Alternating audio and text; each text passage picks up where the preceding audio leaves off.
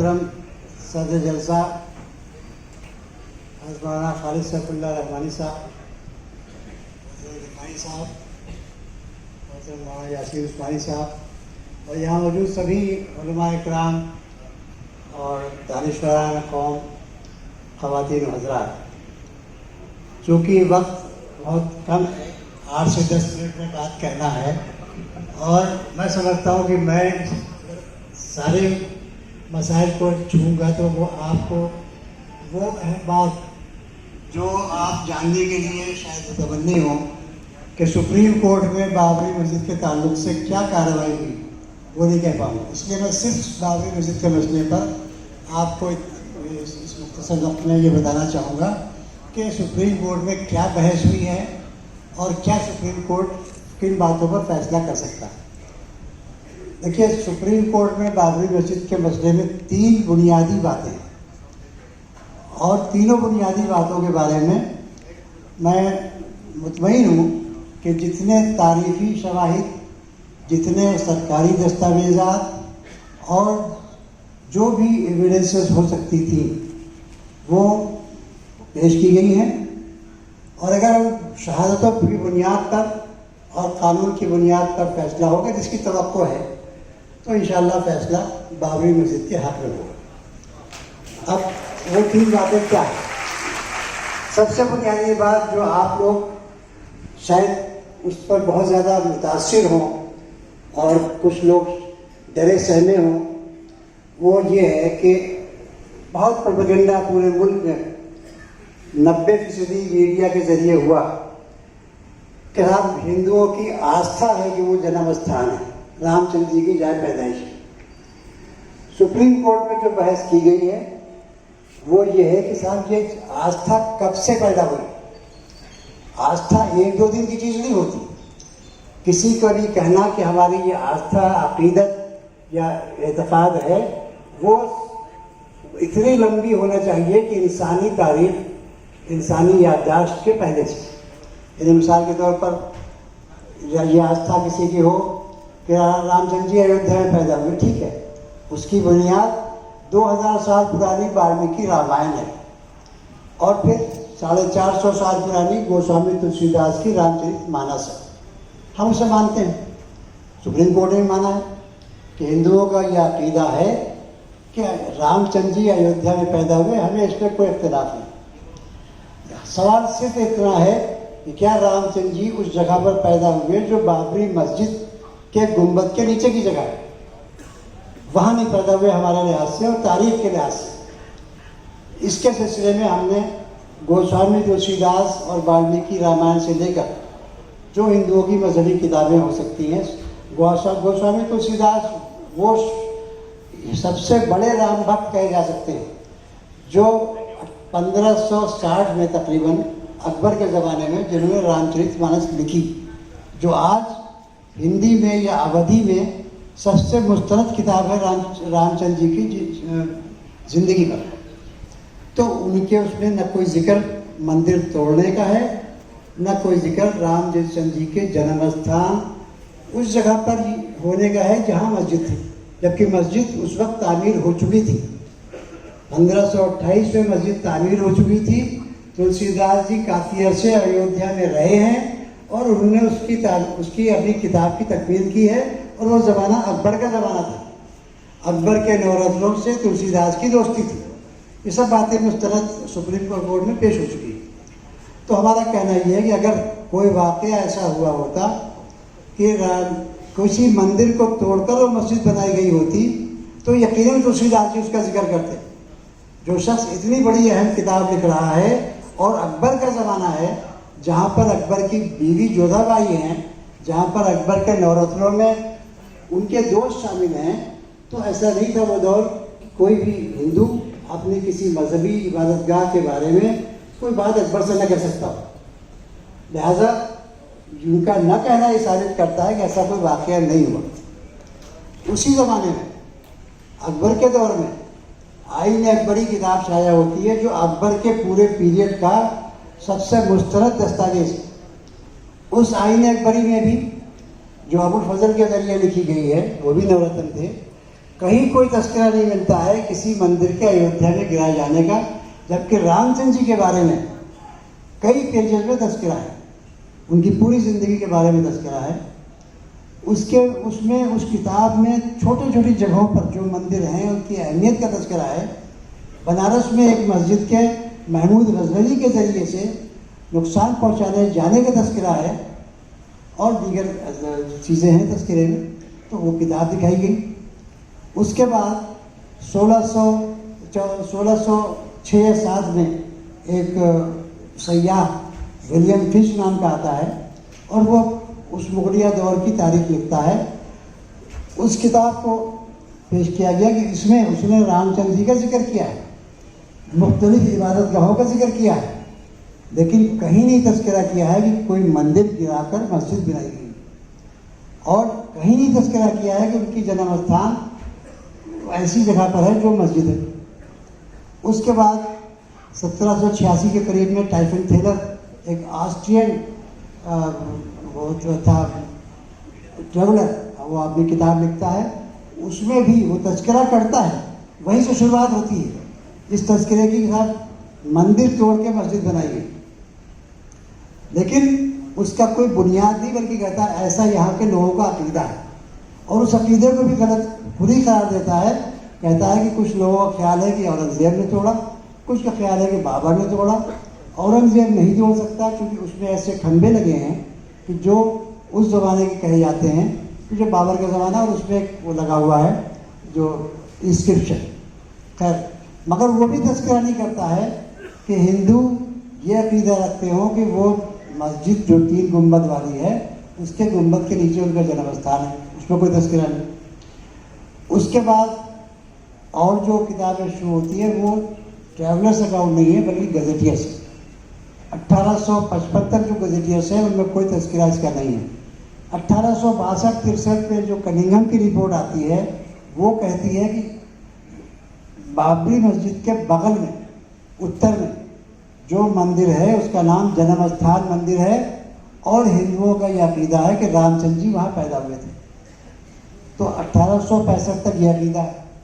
उससे 1858 से ही सरकारी कागजात मिलना शुरू हो जाते हैं।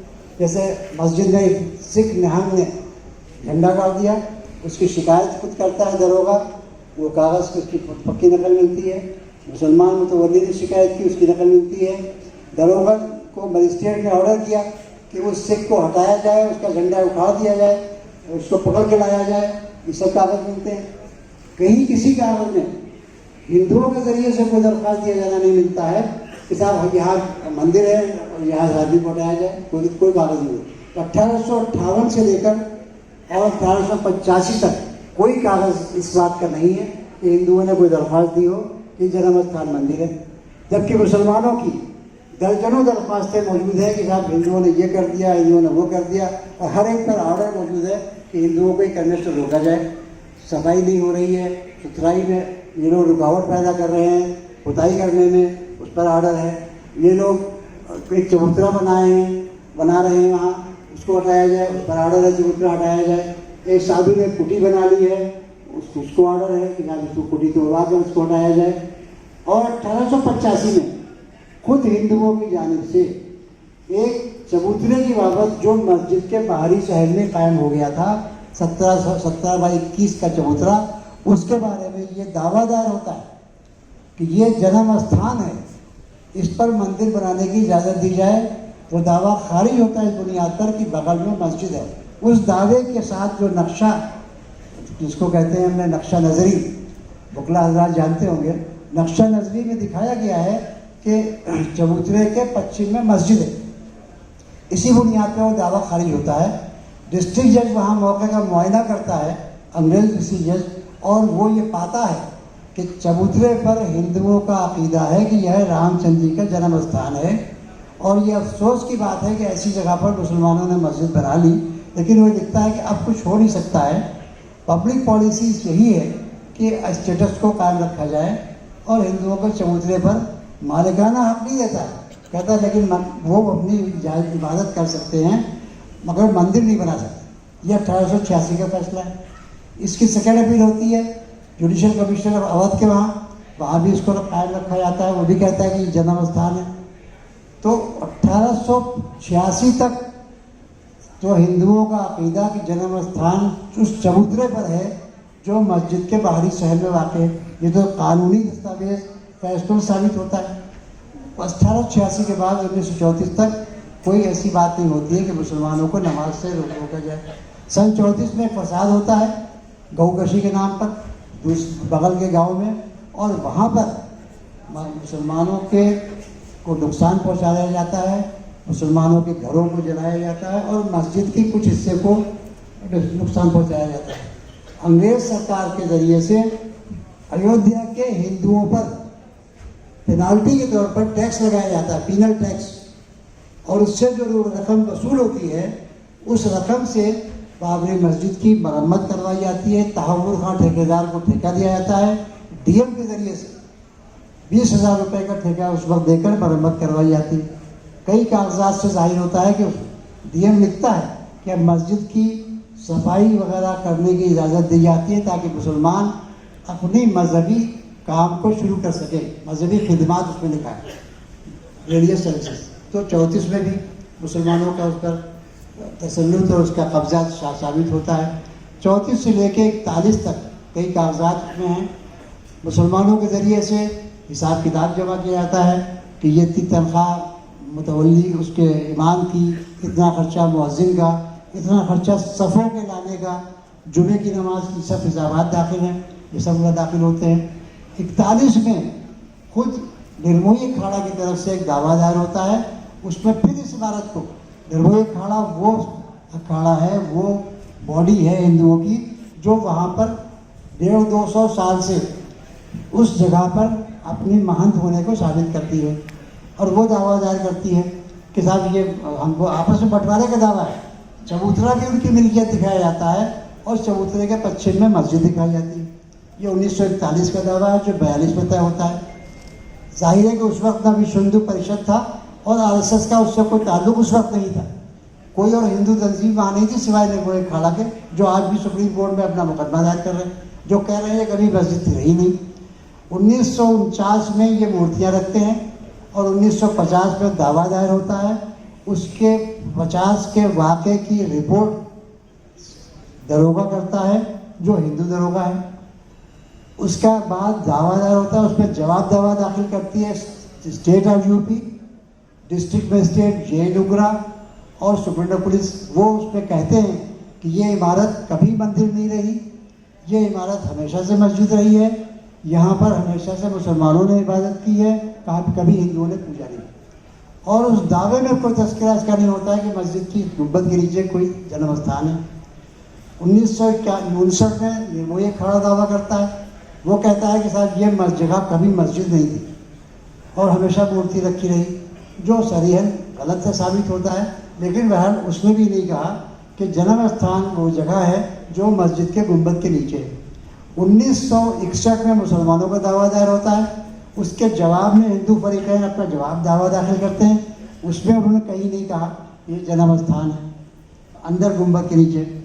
1989 में जो दावा भगवान श्री रामलला के नाम से विश्व हिंदू परिषद दायर करवाता है, उसमें पहली मर्तबा लिखा जाता है कि हिंदू हमेशा से यहाँ मस्जिद में बीच के गुंबद के नीचे मूर्तियों की पूजा करते रहे, वो जन्म स्थान है। तो सुप्रीम कोर्ट में ये बहस की गई है कि आस्था कब शुरू हुई, और अगर आस्था 1989 में शुरू हुई है तो इसकी कोई हैसियत नहीं, कानून की नज़र में इसकी कोई हैसियत नहीं है। आप इसको आस्था नहीं मान सकते और उस जगह को आप जन्म स्थान नहीं मान सकते।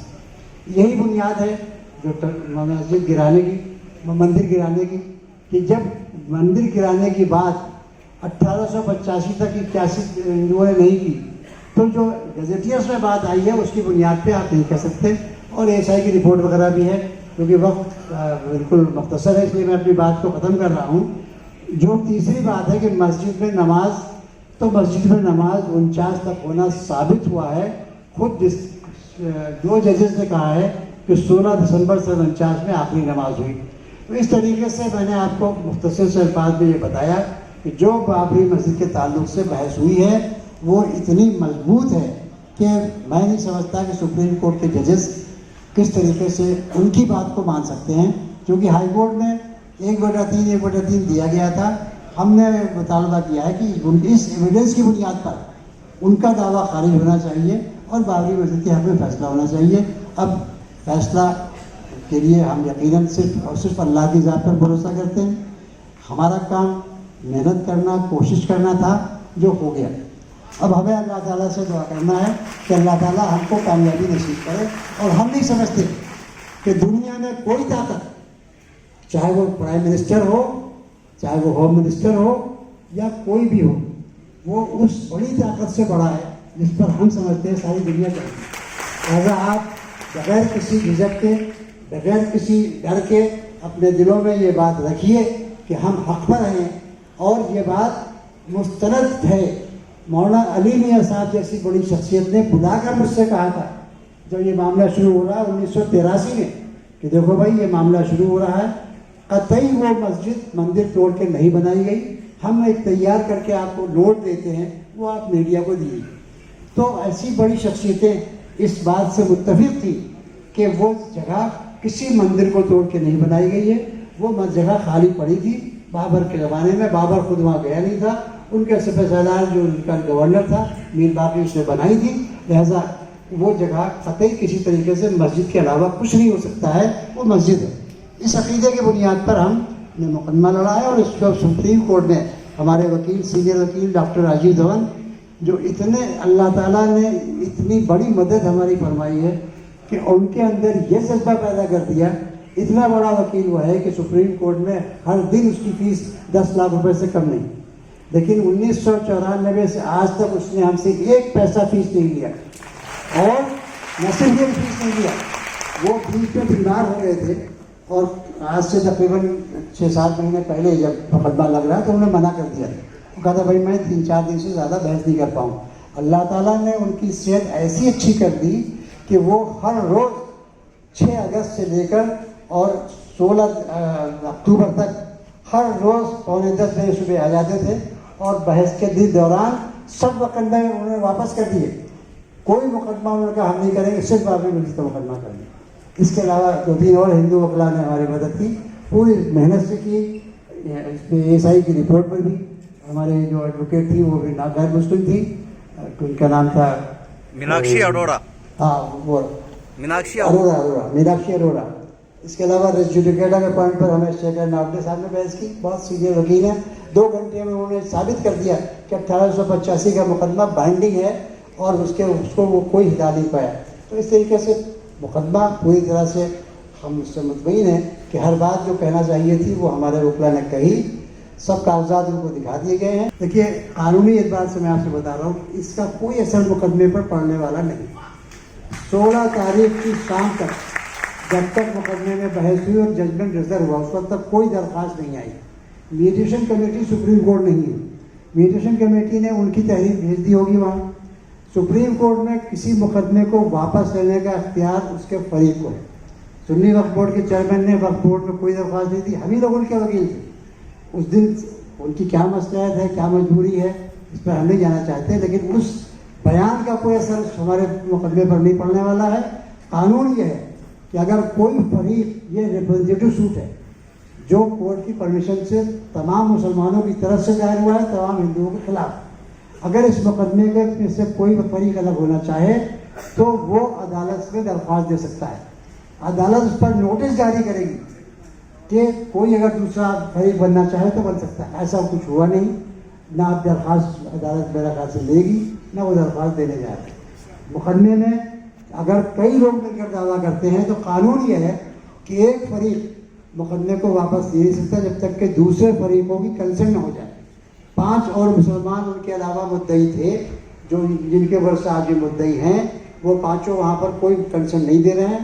लिहाजा कोई अंदेशा इसका बजाय नहीं है कि उनके लिख देने, अगर उन्होंने लिख भी दिया हो, जो कॉन्फिडेंशियल होने की वजह से हमें नहीं मालूम, लेकिन अगर वो लिख भी दें तो भी मुकदमा वापस नहीं हो सकता है। लिहाजा हमें कानूनी तौर पर कोई अंदेशा नहीं है। हाँ, उसका साइकोलॉजिकल असर कुछ पड़ा हो, आवाम पर पड़े, मुसलमानों पर पड़े, वो अलग बात है, मगर उससे कुछ इंशाल्लाह नुकसान नहीं हो। और अब दिलों को फेरने वाला अल्लाह है। जो कुछ भी फैसला होना है अल्लाह की मर्जी के खिलाफ नहीं हो सकता है। अल्लाह ताला जैसा फैसला करेगा हम उसे कबूल करेंगे। पर सुन्नत बोर्ड का ये फैसला है कि हम फैसले के बाद अपना उस पर तबसरा करेंगे। लिहाजा जिस दिन फैसला हो 12 नवंबर से लेकर 16 नवंबर तक किसी दिन हो सकता है। जाहिर है शॉर्ट नोटिस होगा। ये तय हुआ है कि हमारे जनरल सेक्रेटरी पर्सनल बोर्ड के हमारे उसके जो स्पोक्स पर्सन है मौलाना खालिद सैफुल्लाह साहब, मैं खुद और हो सकता है कि और भी हमारे कुछ मेम्बरान दिल्ली में मौजूद रहेंगे। और जो उस फैसले के बाद तासुर होगा इंशाअल्लाह आपको 2 घंटे के अंदर ज़रूर मालूम हो जाएगा। उस वक्त तक आप पूरी तरीके से सब्र तहम्मुल से काम लें, चाहे आपके हक़ में फैसला हो या आपके खिलाफ फैसला हो। ये हमारा ऐलान है और फिर जो कुछ आगे कार्रवाई करना है बोर्ड तय करेगा। इंशाअल्लाह उम्मीद रखिए कि अल्लाह ताला हमारे हक़ में फैसला होगा और हमारे हक़ में फैसला होगा, सब अमन व अमान रहेगा। शुक्रिया।